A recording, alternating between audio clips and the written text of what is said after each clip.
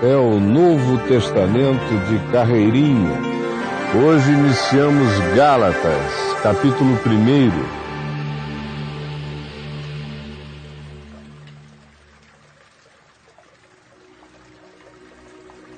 Paulo, apóstolo, não da parte de homens, nem por intermédio de homem algum, mas da parte de Jesus, o Cristo, e apóstolo da parte de Deus, o Pai, enviado por Jesus, da parte de Deus, o Pai, enviado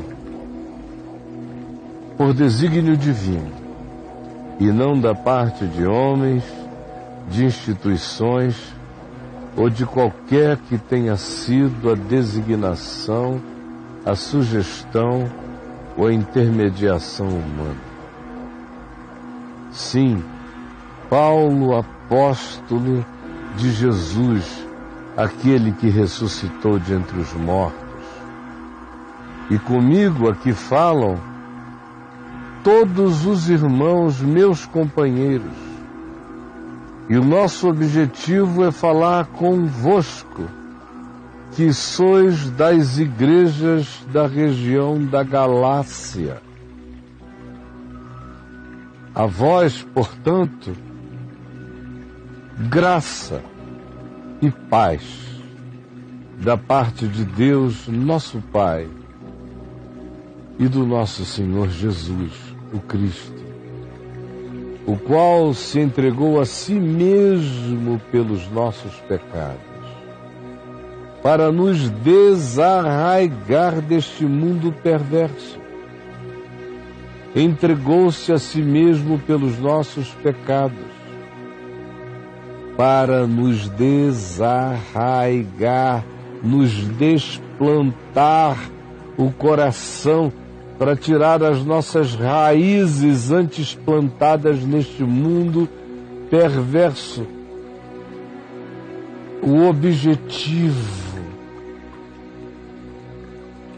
desse perdão a nós concedido, dessa graça de Cristo que se entregou pelos nossos pecados, é desarraigar-nos, desplantar-nos do chão da perversidade, segundo a vontade de nosso Deus e Pai, a quem seja a glória pelos séculos dos séculos. E a isto eu digo amém. Admira-me muito que estejais passando tão depressa. Sim, depressa demais. O Evangelho chegou entre vocês e tão rapidamente depois disso eu já os encontro passando daquele que vos chamou na graça de Cristo para um outro Evangelho. Como pode ser isto? O Evangelho não ter sido bastante e vocês já estarem buscando acréscimos? Não. Eu estou chocado de ver que tão depressa estás passando daquele que vos chamou na graça da cruz de Cristo, do Evangelho. Estás passando para outro Evangelho, trocando a graça de Deus, o qual não é outro Evangelho, senão o que decorre do fato de que há alguns aí, entre vós, que vos perturbam e querem perverter o Evangelho de Cristo. Não é outro Evangelho, é uma tentativa de fazer diluições, diminuições ou acréscimos ou aplicações contrárias ao sentido do Evangelho. Mas ainda que nós mesmos, digo eu, Paulo, ou mesmo um anjo, como o anjo Gabriel, vindo do céu, vos pregue evangelho que vá além do evangelho que vos tenho pregado e que foi também aquele que eu recebi do Senhor, seja anátema, seja desprezado. Se eu acrescentar que eu seja desprezado, se um anjo se apresentar e fizer acréscimos ao evangelho, que seja rejeitado em nome de Cristo. Assim como já dissemos, e agora repito outra vez, se alguém vos prega evangelho que vá além daquele que recebestes, simples e originalmente, seja, portanto, desprezado, não seja acolhido, seja anátema. Porventura, procuro eu agora o favor dos homens ou de Deus? Eu mudei de opinião? Estou vivendo para ser objeto do favor dos homens ou continuo eu a ser alguém que não tem barganhas com homens e que crê que em Cristo tudo está feito? Procuro eu agradar a homens? Olhem para mim e vejam se eu estou no negócio de me tornar agradável aos homens. Se agradasse eu ainda a homens, saibam, eu não seria servo de Cristo, porque não é possível ser servo de Cristo esforçando-se para atender a média ponderada do capricho humano ou do desejo humano à nossa volta, seja de que nível for. Faço-vos, porém, saber, irmãos, que o evangelho por mim anunciado não é segundo o homem. Eu não aprendi nenhum cursinho, não foi me assentando aos pés de nenhum mestre especial da chamada fé dos discípulos, não.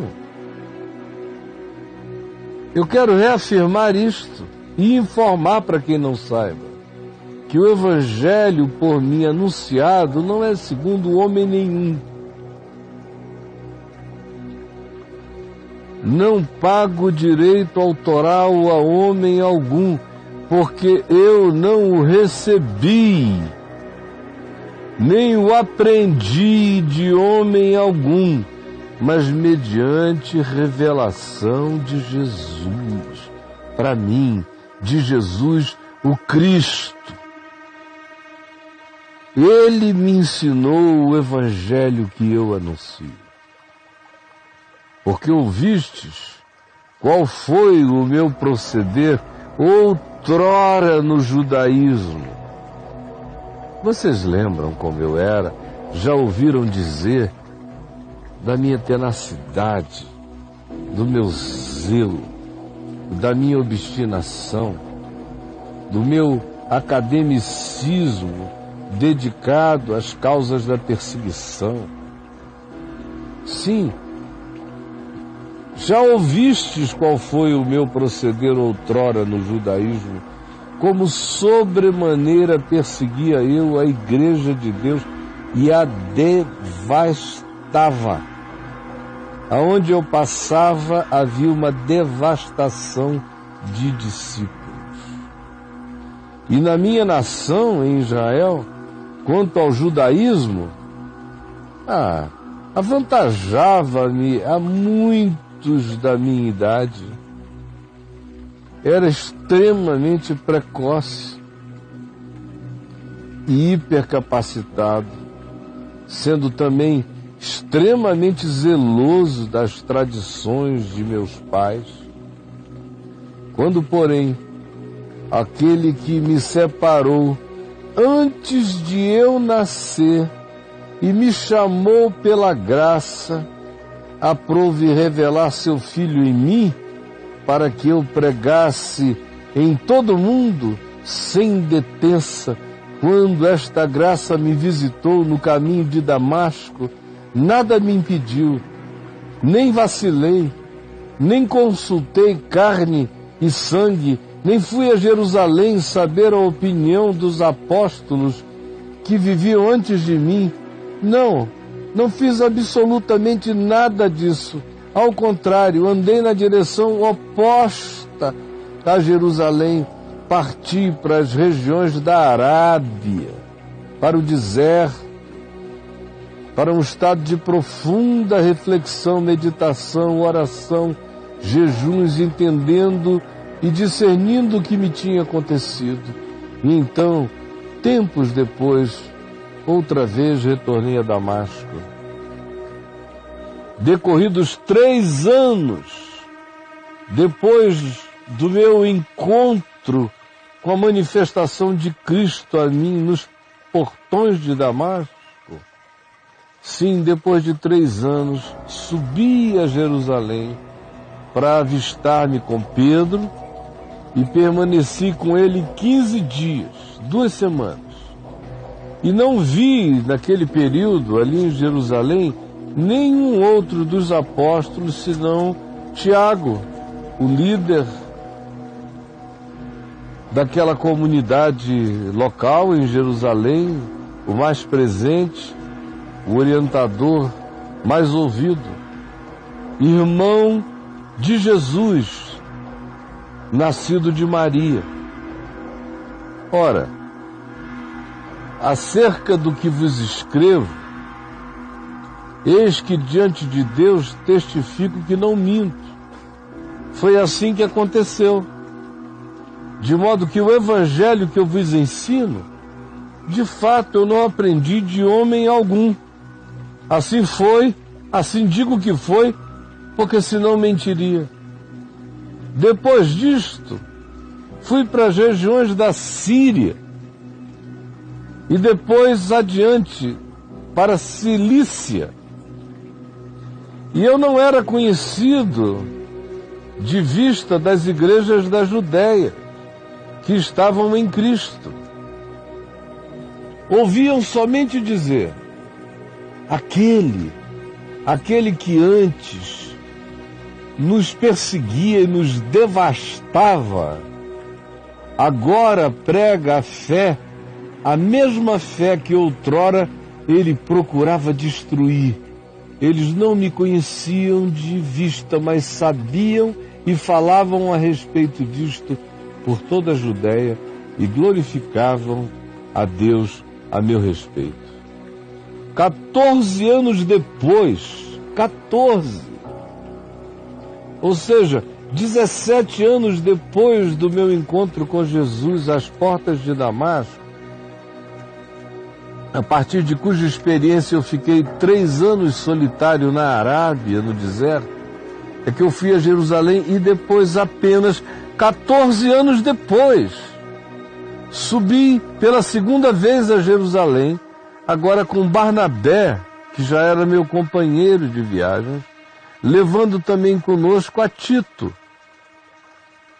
Subi em obediência a uma revelação e lhes expus o evangelho que prego no mundo inteiro, fora da cultura dos judeus, mas em particular aos que pareciam de maior influência. A esses falei muito mais detalhadamente, para que de algum modo não viesse eu a correr ou ter corrido em vão. Ou seja, eu tive no coração a submissão de apresentar a eles o discernimento no evangelho que eu tinha e de submeter a eles todo o ensino que eu ensinava por toda parte já há 17 anos. Contudo, na presença deles em Jerusalém, de Tiago e dos demais, nem mesmo Tito, que estava comigo, sendo grego e não judeu, foi constrangido, por exemplo, a circuncidar-se, porque ele não era judeu. E o Evangelho não carrega consigo a ordem da circuncisão. Digo isto por causa dos falsos irmãos que se entremeteram com o fim de espreitar a nossa liberdade que temos em Cristo Jesus, tentando reduzir-nos de volta à escravidão, à circuncisão e a essas obrigações todas vencidas na cruz. Sim, esses irmãos, nem ainda por uma hora a eles nos submeteremos, se eles quiserem reduzir a nossa liberdade em Cristo. Sim, assim resistiremos para que a verdade do Evangelho permaneça conosco, e assim fizemos para que permanecesse entre vós, para que nenhum de vós tivesse corrido em vão ou achado que tinha perdido tempo com o ensino que recebeu, porque não foi assim. E quanto àqueles que pareciam ser de maior influência lá em Jerusalém, quais tenham sido outrora, não me interessa, Deus não aceita a aparência do homem, mas Deus não aceita a aparência do homem, e eu aqui me refiro a Tiago, a Pedro, a outros do grupo mais antigo. Esses, digo, que me pareciam ser alguma coisa, nada me acrescentaram. Não tiveram nenhum reparo a fazer ao que eu dizia. Antes, pelo contrário, quando viram que o Evangelho da graça, da incircuncisão, me fora confiado, como a Pedro, o anúncio do Evangelho entre os circuncisos, e a mim por toda parte entre os incircuncisos, pois aquele que operou eficazmente em Pedro para o apostolado entre o povo da circuncisão, também operou eficazmente em mim para o apostolado entre os pagãos. E quando conheceram, por terem ouvido a graça que me foi dada, Tiago, o irmão de Jesus, Pedro e João, que eram reputados colunas, me estenderam a mim e a Barnabé a destra mão da comunhão, a fim de que nós fôssemos enviados e abençoados na direção de pregarmos aquele Evangelho que era o Evangelho em todas as nações da terra, sem nenhuma adaptação do Evangelho ao judaísmo, mas com a liberdade absoluta de pregá-lo dentro das culturas do mundo inteiro. E assim, eles nos abençoaram para que fôssemos para os gentios, e eles continuassem pregando entre os da circuncisão, recomendando-nos somente que nos lembrássemos dos pobres, e eu digo que isto com absoluta certeza eu jamais me esqueci de fazer. Quando, porém, Pedro veio a Antioquia, e eu estava lá e tinha naquele lugar minha base para onde eu ia e de onde eu ia e vinha, quando Pedro chegou lá, eu tive que resistir-lhe face a face, porque ele se tornara repreensível entre os irmãos, sim, Pedro o apóstolo. Com efeito, antes de chegarem alguns irmãos da parte de Tiago em Jerusalém, Pedro comia com os pagãos, com os gentios, com todos de todas as culturas, todas as comidas, com toda a liberdade. Ele tinha a palavra, a ele tinha sido dito um dia: Pedro, mata e come. Não faça acepção de pessoas, tanto quanto não faça de alimentos nem de nada. Portanto, lá estava ele, até que chegaram alguns da parte de Tiago, vindos da igreja de Jerusalém, cheios de judaísmo.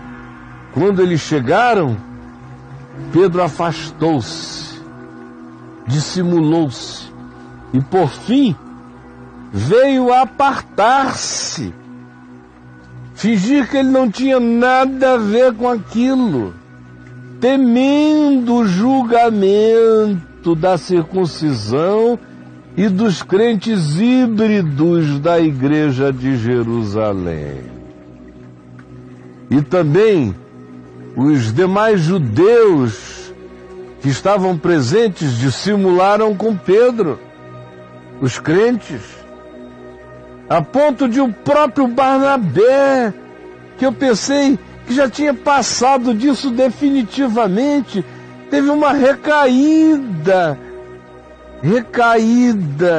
de culto à reputação e se deixou levar pela dissimulação deles e juntamente com eles se dissimulou em relação aos irmãos das culturas diferentes que nos acolhiam e manifestaram assim o preconceito e a supremacia da cultura judaica como se fosse parte do Evangelho, quando nunca foi. Sim, quando, porém, eu vi que Pedro e eles todos, incluindo Barnabé, não procediam corretamente segundo a verdade do Evangelho aprendida de Jesus, eu me levantei e disse a Pedro, publicamente, na presença de todos, em alto e bom tom: se sendo tu judeu, Pedro, porque tu és judeu, tu vives como um gentio, quando não tem nenhum judeu te cercando, tu gostas de viver como um gentio, tu gostas das variedades, tu gostas da liberdade, tu gostas da pluralidade, tu gostas da multiculturalidade. Sim, vamos ser sinceros, sem hipocrisia. Me fala, me responde. Tu és judeu e gostas de viver como gentio quando podes e não como judeu. Por que que tu obrigas os gentios, os pagãos, os não-judeus a viverem como judeus? Se tu mesmo no teu coração sabes que nada disso tem importância diante de Deus, tu fazes isto só por causa da média ponderada e para teres a aprovação e não experimentares nenhuma recriminação que venha da igreja de Jerusalém. Isto é hipocrisia contra Cristo. Ouve isto, Pedro. Nós somos judeus por natureza e não pagãos dentre os gentios. Então, se nós gostamos dos hábitos, das nossas tradições, tem a ver com a nossa natureza, a nossa educação, a vida inteira, só isso. Sabemos, contudo, que o homem não é justificado por obras da lei de Moisés e nem por guardar os cerimoniais judaicos. Nem pela lei de Moisés, nem pelos cerimoniais judaicos. Sim, o homem é justificado apenas mediante a fé em Cristo Jesus. Também temos crido em Cristo Jesus para que fôssemos justificados. Nós, judeus, temos que crer em Cristo para sermos justificados. As obras da lei não nos salvam, as nossas cerimônias não nos salvam, nada disso tem valor. Todo homem é justificado em Cristo, e nós também. Sim, para que fôssemos justificados pela fé, exclusivamente em Cristo, e não por obras da lei, pois as obras da lei e por obras da lei ninguém será justificado. Se tiver essa presunção o matará. Se achar que pode se justificar por comportamento e atitude diante de Deus, já está morto e não sabe. Todavia, se procurando ser justificados em Cristo, fomos nós mesmos também achados pecadores, dar-se-á o caso de ser Cristo ministro do pecado? É certo que não. Ou seja, o que eu estou dizendo é que não somos justificados por obras da lei nem por coisa alguma, mas pela fé em Jesus. Todavia, não é por causa do fato de já estarmos justificados em Jesus que deixamos de ser pecadores que precisam viver nessa graça todos os dias. Porque se torno a edificar aquilo que destruí, a mim mesmo me constituo transgressor.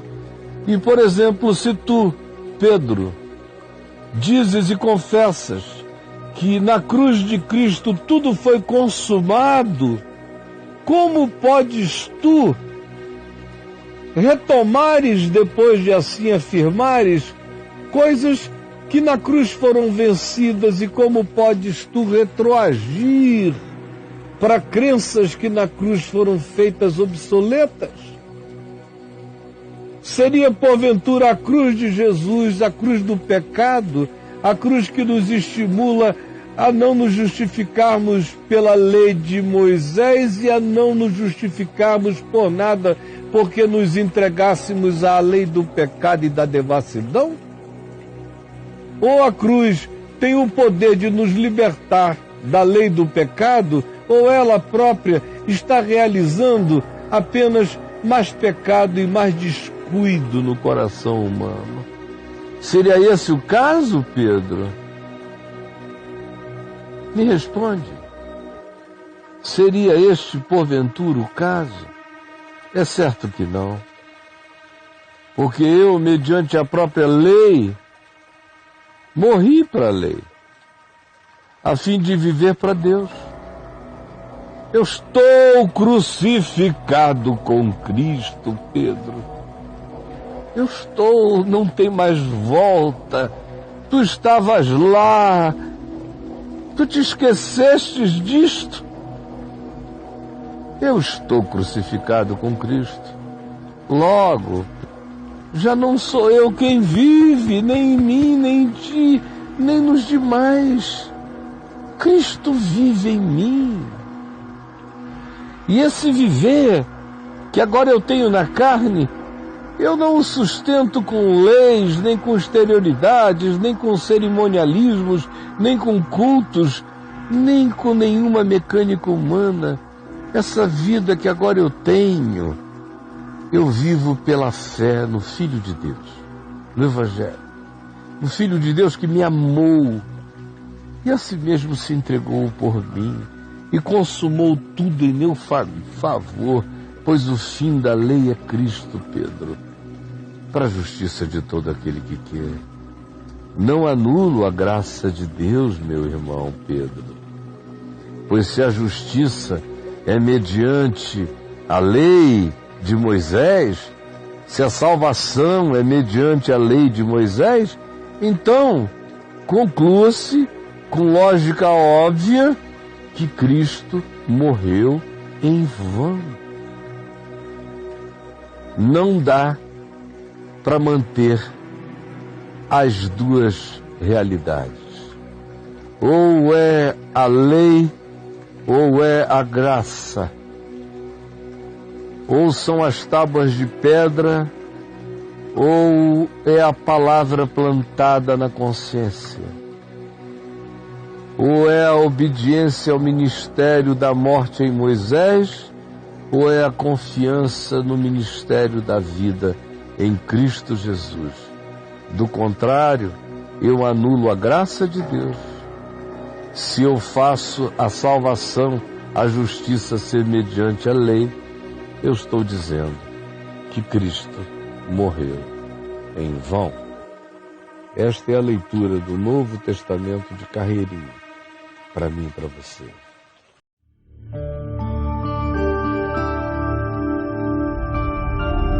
Vem IVTV, o canal é você.